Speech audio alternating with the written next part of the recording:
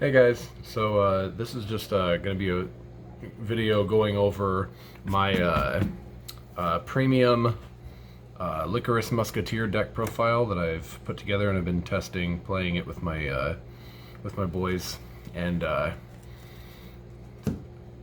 usually, I hadn't seen any premium deck lists for the Lycoris Musketeer build yet online. I just see a bunch of V standard or V premium ones, so I just wanted to make a video showing my take on the premium side of things in case anybody's interested in what sort of cards they could be putting in. It's mainly like just standard plus a few cards in it, but I mean there are some important cards in here that really help to sort of extend your attacks and also to give you back resources for the grind game. Anyway, so we'll just get into the profile real quick. So the starter that we're using is the draw starter and the quick shield. It's the V starter. It's really nice to get the quick shield just because you have grade 3 searchers, and now with heal guardians, even if you already have your main ride target, you can still search for heal guardians if you need to. So there's the starter. For grade 3s, we're running 4 copies of Lycoris Musketeer Vera and 4 copies of Peony Musketeer Martina. Vera and Saul, together with Saul, are the engine that make the deck work. So basically, Vera has 2 skills: act on Vanguard once per turn, CB1, retire 2 rear guards. Choose 2 cards from your drop and put them on the bottom of your deck in any order. Look at 5 cards from the top of your deck, call 2 of them to rear guard, and then shuffle your deck. If the 2 cards called with Musketeer, or if you called 2 cards with Musketeer in their card name, she gets an extra drive check. So this is good because you can shuffle back triggers. You can also use her to recur important combo cards like Saul or other Musketeers that allow you to call from the deck. So you can put them back in the deck to use for later. You can also use this to recycle the over trigger, because you can use Saul's ability to call the over trigger, activate its effect, and if your opponent's Vanguard is grade 3 or greater, you can give the 100 million power to your entire front row, because Vera's second skill says, continue us on Vanguard. If your opponent's Vanguard's grade 3 or greater and Saul is in your front row, all of your front row rear guards get the power that this unit got from trigger effects this turn. So Saul lets you call a trigger to your rear guard with his effect and then activate the trigger. And the way this works with over triggers is the over trigger that's called to rear guard stays on rear guard because you're only activating its effect. It only gets removed from the game if you drive check it or damage check it. If you're activating the trigger effect with Saul's ability, it does not count because it's not in the trigger zone when it's activated. So you still get the draw effect from it, and you get the 100 million power to one of your units, but you don't get the additional effects because it wasn't drive checked by this skill. You only get the effects of the trigger. So because Saul is needed for this ability to work to get the front trigger effect to all of your triggers, you really want to have Saul on the front row. So you want to kind of, if I had a, well, when I get to the G zone, I'll point out that I really wish that I don't have one yet, the, what's that G guard that protects your,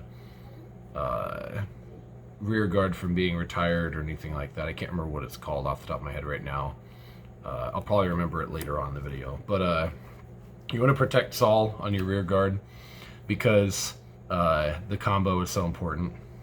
And because her power to front row ability is so good and her other ability is an act, you really don't want to stride in this deck unless you have to. Like if your opponent wipes your board and you really want to call a field, you can use a stride unit to call something out or to get some kind of power or whatever. But mainly you just use G guards with this deck. And then Martina's here just because if you call her to rear guard, she's an 18k 2 crit beater. You really don't want to ride her. Her ability on ride is act once per turn, Soul Blast 1, retire rear guard, look at top 5, call something to rear guard, shuffle your deck. So you really don't want to ride her. You want to be calling her out of the deck to get her to get the crit pressure that comes with her. For grade 2s, we're running 12 grade 2s, so we've got 4 Lycoris Musketeer Sol, 4 Peony Musketeer Torre, and 4 Pansy Musketeer Sylvia.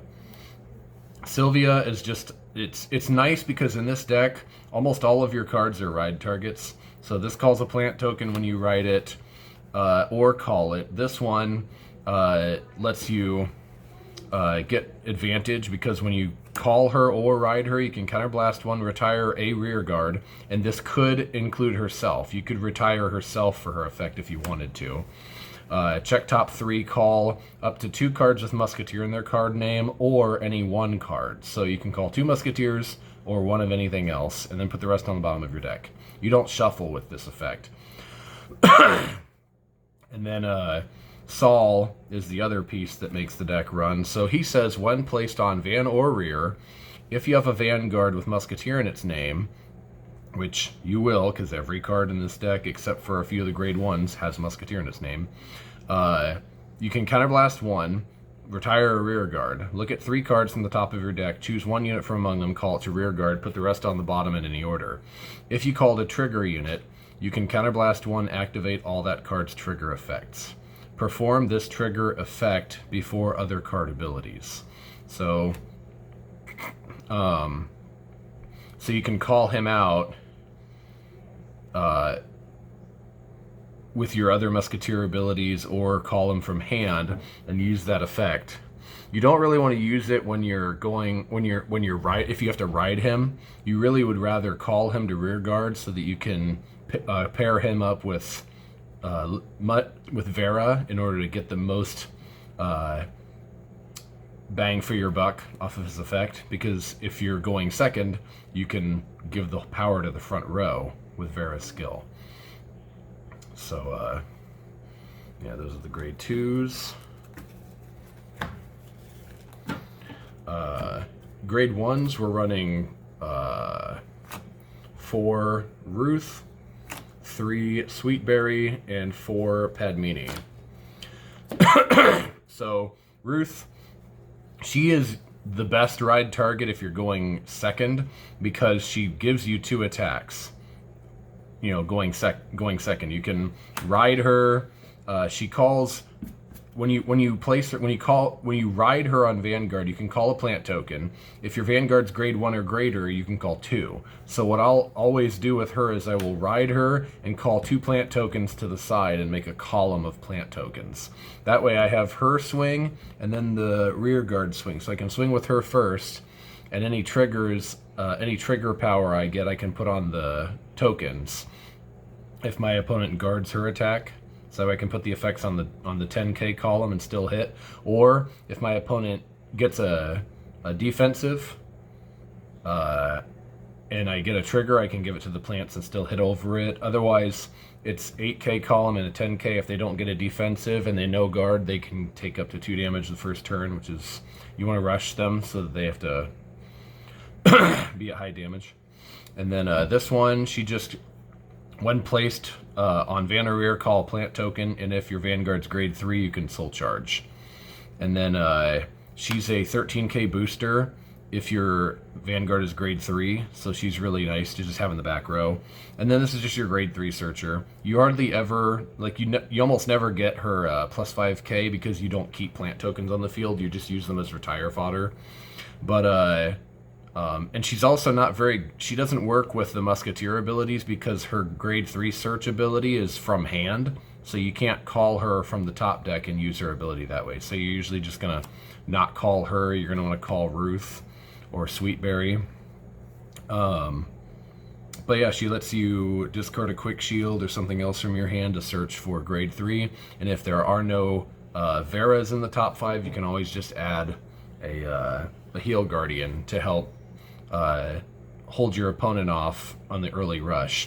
You really only need like 1 or 2 counterblast. If you really want to combo off, you'll want 2. There are ways to countercharge in this deck. Ruth is one of them. When she's When her or any other unit is placed from deck on rear guard, you can retire her to countercharge 1. So you can call her off the top deck with like Vera's skill, and then immediately sack her to get the counterblast back so you can combo off. So these are the grade 1s. These are the only normal units in the deck that are not Musketeers. So, yeah. Otherwise, all the rest of the normal units are Musketeers in the deck. Then for our grade 0s, we're running 2 of this Kaluna Musketeer Elma. She is an attack extender. She allows you to get 4 or 5 attacks in a turn, because what you can do is you can like call her behind the Vanguard or some other column, maybe call her behind one of your other columns, attack with that column first, then attack with your Vanguard, and then her skill, Counterblast 1, put her on the bottom of the deck, search top 4, call 1 Musketeer from among them to rear guard, and then shuffle your, or I don't think she says shuffle, yeah, I think it's shuffle your deck after that. So she gives you a shuffle for like Vera. Well, Vera shuffles the triggers that she puts back anyway, so, but she gives you another attack, so you can attack with the column she's in, attack with the Vanguard, use her skill, call something from top deck on top of the unit that attacked. And if it's another Musketeer that calls something, you can call over the other column. So you could, if you wanted to, attack with this column, attack with this column, then attack with your Vanguard and get 4, possibly 5 attacks using Elma's skill. And with force markers, even something like Sylvia is going to call a plant token onto a force marker. You're still going to get another attack. So running 2 of her. She is GB1, so you're going to use her later in the game after you've G-guarded or something, because like I said, you don't tend to stride with this deck. And then we are running the Bless Favor over trigger. I like to call this the every trigger, because it does all of the effects. It lets you draw a card on top of the card that you draw when you remove it. It lets you give a crit, give a front trigger, and it lets you heal a card if you're at more damage than your opponent or the same. So it's every trigger. And the nice thing about this is you can call it with Saul, activate its ability, give the 100 million, whatever, and then you can just sack him for Vera's skill or somebody else in order to put him in the drop, and then use Vera's skill to put him back in the deck afterwards. So you can use it multiple times in a single game. Then we're running 3 Gardenia Musketeer Alain. He, when he's called to rear guard from an effect with a Musketeer card, he countercharges 2. That's all he's in here for, plus he doesn't shuffle himself back with the effect like other G triggers do with their effect. He just stays on rear guard, so you can use him as retire fodder later in the turn. So that's nice. It gives you another countercharger besides Ruth. And then we're running 4 vanilla crits because it's a Musketeer. Running 4 draw PGs because drawing is good in this game. If you find her with Saul's ability, if nothing else, you can just call her and get the draw. And then 4 Heal Guardians because, like I said, this deck doesn't need a lot of counterblast to pop off, especially with all these sources of countercharging. Sometimes I'll only have 1 countercharge or 1 counterblast, and I can just use Vera's skill, call something like this, or Ruth. If I have Ruth on the rear guard, I can automatically refund the CB and keep doing my calls and thinning my deck out by calling stuff from the deck. So this is really nice to be able to mitigate the damage early on, so you can just call it, get the 10k, and then it's also, you know, use it for G guarding. And you can shuffle these back into the deck. These are the only triggers that are not, you know, got 7 Musketeer triggers. So you want to increase the odds that you're going to see a Musketeer in your top check, because Vera gets the triple drive when you do that, and Torre lets you call 2 instead of 1, so you get field advantage by doing that. To the G zone. So like I said, the G zone is mostly G Guardians, but we do running 2 Lietas because Lieta allows you to fill up your board. She lets you act on V once per turn, CB1, choose a face down card with her name and flip it face up. and then choose up to one card from your hand and put it into your soul. You don't have to put a card into your soul, but you can if you need to, because what she says is she gets the names of every card in your soul, and then anyway, she lets you search your deck for any cards that have the same name as cards in her soul, and then you can call up to the number of face up in your G zone +1. So if she's your first stride, if you stride her and you haven't done any G guarding or anything like that, she lets you call 2. If you've G guarded before, then you can call 3 or 4, just depends, but you can fill up your board, and since all of the cards in the deck have place effects, even if you only call 2 cards, oftentimes you can just call 2 Musketeers, and then you can use their abilities to fill up the rest of the board. So, aside from her, we are running Sandrine just because we have the room. I don't have anything else to run in here at the moment because I don't have any Cecilia strides. The Cecilia stride that lets you retire rear guards and then call from top 7 equal to the number you retired would be a good one to use. But I just have Sandrine in here just in case, on the off chance that I have plant tokens to retire on the field before I make my plays. If I have a good hand, I can just retire them and stride her just to get the extra crit and whatever, but I hardly ever go into her ever, so. And then I have a GB8 just in case you reach it, because she does let you call from deck and just give 15, or she lets you get shuffle cards from your drop back into the deck, and then you get to choose one of your rear guards and call up to 3 copies of the same to your rear guards, and for each card called, the cards that were called and her get 10k for each of them. So you can call 3 cards with the same card name, and then all of the cards called and her get 30,000 power to the end turn. So it's just a really big push to end the game. And then we got 2 Verna. She's just a 20k shield. If you have nothing else, she doesn't cost a soul, and she doesn't require a G Guardian flip. It's just if you have many copies of the same card on the field, you can use her. Rain Breath Dragon. This guy, when he's placed, you can choose a card from your hand, call it to rear guard, give it resist, and then it also gets 5k shield. So he combos with Saul, because you can call Saul out with his effect, and then use Saul's on-place ability to check for a trigger from top 3 and activate its effect. So you can get a defensive trigger, potentially a heal or an over trigger on your opponent's turn. So that's really good. Combo that you can do with Rain Breath Dragon. And then we have Costarina. She just lets you, again, if you have multiple cards with the same name, you can make her a 25k shield. But your main go-to G Guardian in this deck is going to be Antero. He just, when plays Soul Blast 1, he gets 5k, so he's 20k. And if you have 1 or less, or 4 or more rear guards, so as long as you don't have 2 or 3, he's a 35k shield. So he's just the really big shield in the deck. The deck does use some soul with Saul's effect, but that's the only card in the deck besides that uses soul. So Antero's effect is